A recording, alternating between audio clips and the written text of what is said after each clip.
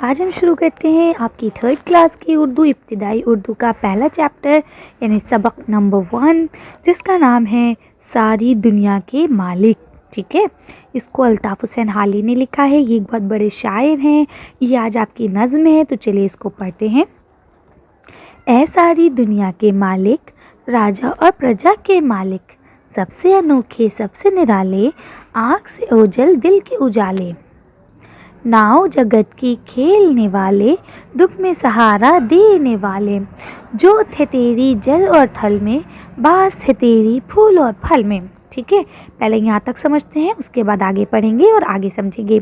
तो देखिए, कहते हैं ऐसा ही दुनिया के मालिक अल्लाह पाक को कहते हैं कि ऐ अल्लाह, तू सारी दुनिया का मालिक है, चाहे राजा हो चाहे प्रजा। प्रजा समझते हैं ना, ये सब हिंदी के वर्ड्स है।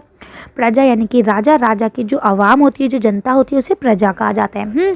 राजा अपने आप को मालिक समझता है, लेकिन तू सबका मालिक है बेशक, है ना। सबसे अनोखे सबसे निराले, यानी अल्लाह जो है वो सबसे अनोखा है, सबसे निराला है ना। हम देख नहीं सकते, लेकिन फिर भी वो हर चीज़ में मौजूद है। आँख से ओझल दिल के उजाले, ये दोनों आपके मुहावरे हैं। आँख से ओझल का मतलब होता है जो चीज़ आपको ना दिखाई दे, दिल के उजाले यानी कि जो हमारे दिल में हर वक्त मौजूद हो। नाव जगत की खेलने वाले, दुख में सहारा देने वाले। ठीक है, यानी नाव होते हमारी ज़िंदगी जो है एक नाव की तरह है। पूरी दुनिया की नाव कौन उतारता है? अल्लाह, है ना। और दुख में हमें सहारा कौन देता है? सिर्फ और सिर्फ अल्लाह। ठीक है, जो थे तेरी जल और थल में, बास से तेरी फूल और फल में। ठीक है, यानी कि तेरी रोशनी जो है वो जल और थल, जल माने क्या हो गया आपकी पानी, और थल माने क्या हो गया ज़मीन, है ना, स्थल जिसे हम बोलते हैं। तो जल और थल ये सब आपके हिंदी के लफ्ज़ हैं। और बास यानी खुशबू, खुशबू बास भी हिंदी का वर्ड है, जिसमें बोलते हैं कि फूल हो चाहे फल हो, उसमें तेरी बास है, तेरी खुशबू है। ठीक है, आगे पढ़ते हैं। हर दिल में है तेरा बसेरा, तू पास और घर दूर है तेरा, यानी हर दिल में तेरा बसेरा है, तू हर दिल में रहता है। तू पास है यानी तू हर वक्त हमारे दिल के पास है, हमारे करीब है, लेकिन तेरा घर बहुत दूर है। क्यों? क्योंकि अल्लाह पाक तो आसमान में रहते हैं। तू है अकेलों का रखवाला, तू है अंधेरे घर का उजाला, है ना। जो अल्लाह है वो अकेलों का रखवाला, यानी जिसका कोई नहीं है उसका अल्लाह है। जो अंधेरा घर है यानी जिसका कोई सहारा नहीं है, उसका कौन है? उसका अल्लाह उजाला है। यानी सब जगह अल्लाह ही अल्लाह है।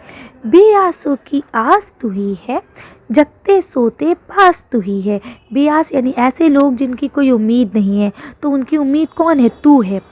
हम चाहे जागें चाहे सोएं, हर वक्त पास कौन है? सिर्फ और सिर्फ तू है। सोच में दिल बहलाने वाला, बिपता में काम आने वाला।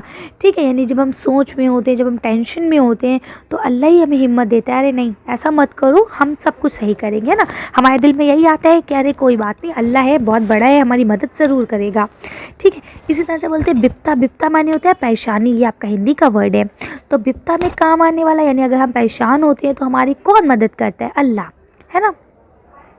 हिलते हैं पत्ते तेरे हिलाए, खिलती हैं कलियां तेरे खिलाए, यानी पत्ते जो हिलते हैं वो तेरे हिलाने से हिलते हैं, बिना तेरे हिलाए पत्ते कभी नहीं हिल सकते। खिलती हैं कलियां तेरे खिलाए, यानी तू ही है जो इन कलियों को खिलाता है। अगर तू ना चाहे तो ये कलियां बिल्कुल नहीं खिल सकती। तू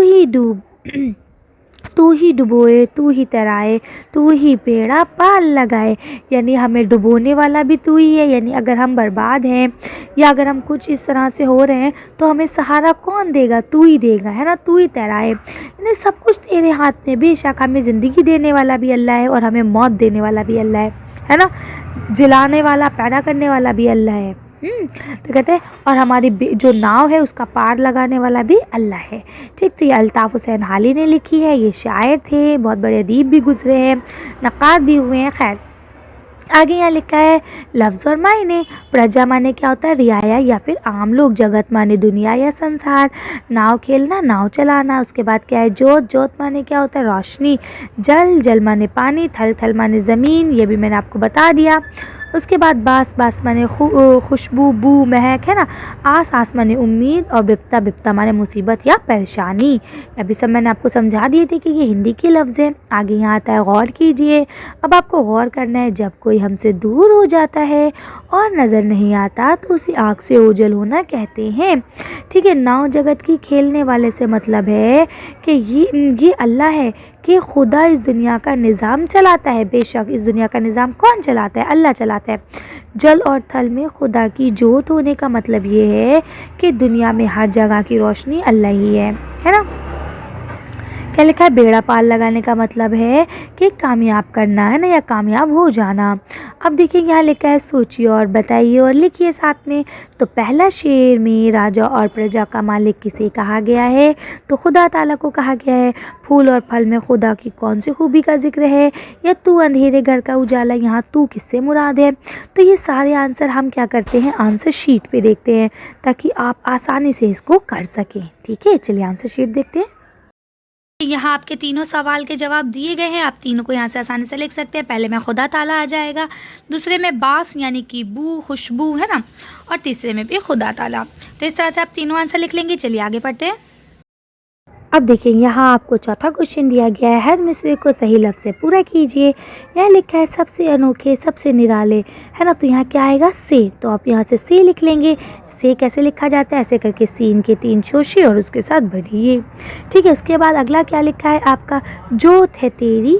तो क्या आ जाएगा? जोत है तेरी, ते ये रे, है ना, और फिर ये तेरी। ठीक है, जोत है तेरी जल और थल में। ठीक है, फिर क्या आ जाएगा? बाँस है तेरी। तो क्या आ जाएगा? बाँस है तेरी फूल और, तो यहाँ क्या आएगा? फल में। फे दो चश्मी है, फ हो गया और लाम फल। तो बाँस है तेरी फूल और फल में। तू है तो क्या आ जाएगा? अंधेरे घर का उजाला। तो आप अंधेरा लिखेंगे, अलीफ नून दाल, हे दो चश्मी, ये रे और अलिफ। ये देखिए यहाँ लिखा है। ठीक है, तो सॉरी अंधेरा नहीं, अंधेरे है, बड़ी ये आएगा अलिफ की जगह। तो आप लिखेंगे अंधेरे घर का उजाला। सोच में, अब क्या लिखा है? सोच में दिल। तो क्या आ जाएगा? बहलाने वाला। तो आप यहाँ से बहलाना लिख लेंगे, बे है लाम अलिफ नून और बड़ी ये, बहलाने। ठीक है, तो इसे आप कर सकते हैं। यहाँ से तेरी आ जाएगा, यहाँ से फल आ जाएगा, और अंधेरे और बहलाने मैंने आपको पहले ही बता दिया। कर लेंगे। चलिए आगे पढ़ते हैं। तो देखिए यहाँ आपको लिखा है पढ़ें, समझिए और लिखिए। तो देखिए यहाँ लिखा है लफ्ज़, अलिफ और बे दो लिखा है। तो देखिए सुख, सुख का अपोजिट क्या हो गया? दुख। दिन का क्या हो गया? रात। अच्छे का क्या हो गया? बुरा। हम हिंदी में विलोम शब्द पढ़ते हैं ना, इसी तरह से हम इंग्लिश में अपोजिट वर्ड्स पढ़ते हैं।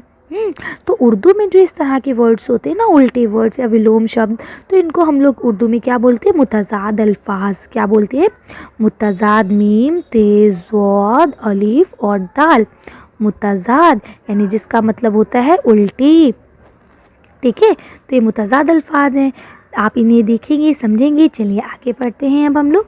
तो देखिए लिखा है अलिफ के तहत लिखे गए अल्फाज, बा में लिखे हुए लफ्ज़ अल्फाज के क्या है? ज़िद हैं, यानी उनकी अपोजिट्स हैं। ठीक है, जैसे काले का ज़िद क्या होता है? सफ़ेद होता है। सुबह का क्या होता है? शाम होता है ना। तो अब इसी तरह से आपको इन लफ्ज़ों के मुतज़ाद लफ्ज़ लिखने हैं। तो चलिए लिखते हैं। तो देखिए यहाँ क्या लिखा है? तैरना। तो तैरने का क्या हो जाएगा? डूबना। ठीक है, अगला आपका क्या लिखा है? दूर। तो दूर का क्या हो जाएगा? पास। यहाँ पे आप क्या लिखेंगे? पे अलीफ और सीन, पास। ठीक है, इसी तरह से यहाँ आप क्या लिखेंगे? डूबना, डाल वाओ डूब नून और अलिफ, डूबना। ठीक है, इसी तरह से थल का क्या हो जाएगा? थल माने क्या है? ज़मीन, है ना। तो थल का क्या हो जाएगा? जल। तो यहाँ पे आप जल लिख लेंगे, जीम और लाम जल। ठीक है, इसी तरह से अगला आपका क्या लिखा है? यहाँ लिखा है जागना। तो जागने का क्या हो जाएगा? सोना। तो आप लिखेंगे सीन वाओ सो नून अलिफ ना, सोना। ठीक है, इसी तरह से देखिए यहाँ आपका लिखा है प्रजा। तो प्रजा का क्या हो जाएगा? राजा।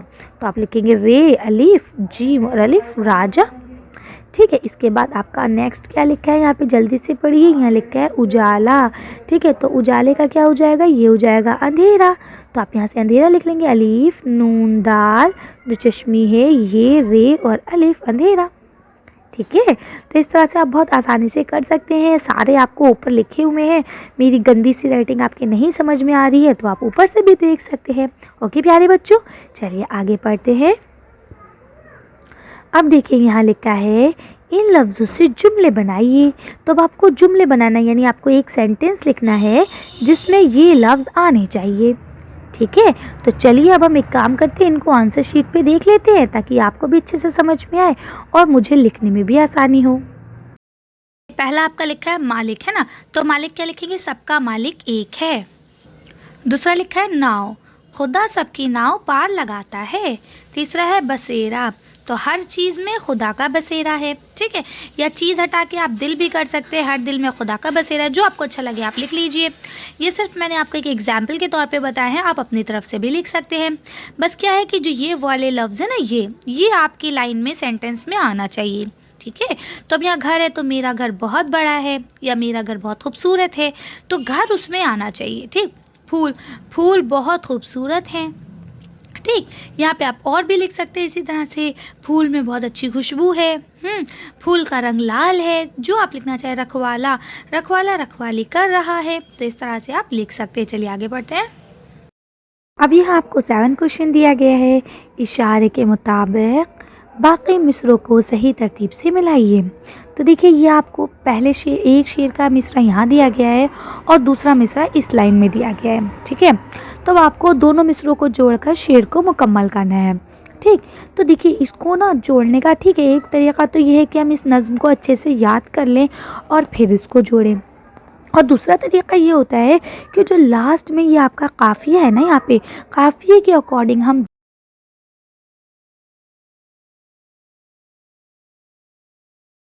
है, ठीक है। इसी तरह से देखिए, यहाँ लिखा है बसेरा, यानी कि रे और अलिफ, ठीक है। तो देखिए, यहाँ लिखा है रे और अलिफ तेरा, है ना, तो इसका मतलब ये है हर दिल में है तेरा बसेरा, तो पास और घर दूर है तेरा, ठीक। इसी तरह से देखिए, ये लिखा है हिलाए, तो देखिए क्या लिखा है यहाँ पे, पत्ते हिलते हैं पत्ते तेरे हिलाए, तो यहाँ क्या आ जाएगा, देखिए खिलती हैं कलियाँ तेरे खिलाए। क्यों, क्योंकि देखिए यहाँ पे दोनों में लास्ट में आए मतलब बड़ी ही और हमज़ा आ रहा है इस तरह से, ठीक है। इसी तरह से अब ये तो लास्ट बचा है, वैसे आप तो इसको डायरेक्ट यूँ मिला देंगे कि मैम ये तो लास्ट है, लेकिन आप देखेंगे तो यहाँ जो रदीफ़ है वो सेम है, ही है ना। तो देखिए, रदीफ़ और काफ़िए में फ़र्क ये होता है कि रदीफ़ जो है वो बिल्कुल एज इट इज़ होता है, कोई चेंज नहीं होगा, ठीक है। जबकि जो आपका काफ़िया होता है वो रदीफ़ से पहले आता है।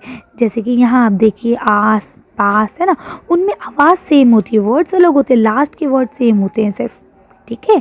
तो ये होते हैं आपके नज़्म के रदीफ़ और काफ़िए। चलिए, इसके ऊपर मैंने अलग से वीडियो बनाई है, आप लोग चाहे तो देख सकते हैं, वैसे आप बहुत छोटे हैं अभी। आगे देखिए, यहाँ क्या लिखा है, मंदरजा झेल में से हर एक के 3 जवाब दिए गए हैं, सही जवाब पर सही का निशान लगाइए। अब जैसे यहाँ अलिफ में दिया गया है, हर दिल में है तेरा बसेरा, इस मिसरे में दिल किसका बसेरा है, तो बताइए फल का, इंसान का या खुदा का, तो इसमें आ जाएगा खुदा का, ठीक है। चलिए अगला पढ़ते हैं। आगे लिखा है खुदा किसका रखवाला है, तो इसमें आ जाएगा अकेलों का, क्योंकि अंधेरों का नहीं है और रोशनी का भी नहीं है, ठीक। अगला पढ़ते हैं। तो देखिए, यहाँ आपको लिखा है जगत का मतलब क्या है, तो जगत का मतलब क्या है, दुनिया, ना तो राजा है ना ही प्रजा है, ठीक। तो इस तरह से आप इसे टिक कर लेंगे। आगे पढ़ते हैं।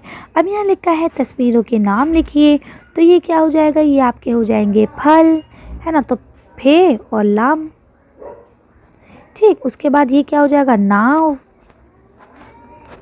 ठीक है। ये क्या हो जाएगा, पत्ते, ठीक है, इसके ऊपर तशदीद लगा लीजिएगा। ये क्या हो जाएगा, ये हो जाएगा फूल, ठीक है ना। लिख सकते हैं आप आसानी से, कोई भी प्रॉब्लम की बात नहीं है, आप लोग लिख लेंगे। ये देखिए, हमने बनाया पे, 2 चश्मी है और लाम, ये हो गया फल। ऐसे हमने पे 2 चश्मी है और इसके साथ वाव जोड़ के लाम बनाया, तो ये हो गया फूल। फिर हमने बनाया नून अलिफ, वाव के ऊपर हमने हमजा लगा दिया, नाव, ठीक है। इसके बाद ये हमने लिख दिया पत्ते, पे 2 चश्मे और पे और ते के ऊपर तशदीद और बड़ी ये पत्ते, ठीक है। आगे पढ़ते हैं। तो देखिए, लिखा है खुश ख़त लिखिए, तो खुश ख़त का मतलब क्या होता है प्यारे बच्चों, खुश ख़त का मतलब होता है जो यहाँ लफ्ज़ दिए गए हैं इनको ही अच्छी राइटिंग में लिखना, ठीक। तो देखिए, पहला आपका क्या लिखा है, अब आपको 1 2 3 4 5 6 7 बार लिखना है, ठीक है। मैं एक बार आपको लिखना सिखाती हूँ, उसके बाद आप खुद लिखेंगे। अलिफ, वाव, जीम, उसके साथ 2 चश्मी है और फिर ये लाम, ये हो गया ओजल, ठीक है। अगला क्या लिखा है, बसेरा, तो आप कैसे लिखेंगे, ये हो गया बे, उसके बाद फिर ऐसे बनाएंगे सीन, फिर ये रे, ये और रे, और फिर उसी के साथ अलिफ, ठीक है। ये हो गया बसेरा, ठीक। उसके बाद नेक्स्ट आपका क्या है, नेक्स्ट है आपका रखवाला। तो देखिए, मैं यहाँ लिख देती हूँ रे, काफ और 2 चश्मी है, फिर वाव, ठीक है, उसके साथ है अलिफ, फिर है लाम और उसके साथ है अलिफ। रखवाला कर लेंगे। इसके बाद आपका नेक्स्ट है बिप्ता, बिप्ता माने परेशानी। तो देखिए आप कैसे लिखेंगे, इसमें ये बनाएंगे बे का, फिर ये बनाएंगे पे का और फिर ये बनाएंगे ते का शोशा और उसके बाद बना देंगे अलिफ। तो देखिए आप सबके नुक्ते लगा देंगे। ठीक है, उर्दू में बेटा ज़ेर ज़बर नहीं होता है, ये सिर्फ इसलिए दिया गया है क्योंकि आप बहुत छोटे हैं अभी, है ना, आपको समझाने के लिए यहाँ दिया गया है। आगे आपका यहाँ क्या लिखा है, कलियाँ। तो आप कैसे लिखेंगे, देखिए इसको दो तरह से लिख सकते हैं आप। पहले ऐसे लिख सकते हैं काफ लाम, फिर उसके साथ ये, फिर ये अलिफ और ये फिर नून ओन्ना। ठीक है, तो ऐसे भी लिख सकते हैं। और अगर आप चाहें तो पहले ऐसे करके ये काफ बना लें, ये ऐसे हो गया काफ। ठीक, फिर काफ के साथ यहाँ नीचे से ऐसे मिलाएं लाम, ये अलिफ और फिर ये नून वन्ना बना दें। ठीक है, कहने का मतलब ये है कि आप काफ जो है वो दो तरह से बना सकते हैं, ऐसे करके भी बना सकते हैं और यहाँ से ऐसे लाम और ये और नून वन्ना लिख सकते हैं। और अगर चाहें तो पहले ऐसे कर लें और ऐसे करके ये कर लें और उसके बाद काफ बना लें। ठीक है, तो दोनों तरीके सही हैं, जैसा आपको अच्छा लगे आप कर लेंगे। चलिए आगे पढ़ते हैं। यहाँ लिखा इस नज़्म को बुलंद आवाज़ से पढ़िए और याद कीजिए। तो अब आपको ये नज़्म बुलंद आवाज़ से पढ़नी है, तेज़ आवाज़ से पढ़नी है और इसको याद करना है। तो आज हमने अच्छे से चैप्टर पढ़ लिया, आगे के चैप्टर भी मैं ऐसे ही अपलोड कर दूँगी, आपके इंग्लिश, हिंदी के, मैथ्स के, हर सब्जेक्ट के चैप्टर्स अपलोड करूँगी। तो आप लोग देखना चाहें तो देख सकते हैं, डेली एक चैप्टर अपलोड होगा एक एक सब्जेक्ट का। ठीक है, चलिए तो आज की वीडियो को यहीं खत्म करते हैं। आज की वीडियो में बस इतना ही। अगर आपको हमारी वीडियो पसंद आई हो तो प्लीज़ इसे लाइक और शेयर करिए। अगर अभी तक आपने हमारे चैनल को सब्सक्राइब नहीं किया तो प्लीज़ मेरे चैनल को सब्सक्राइब करें। Thank you for watching.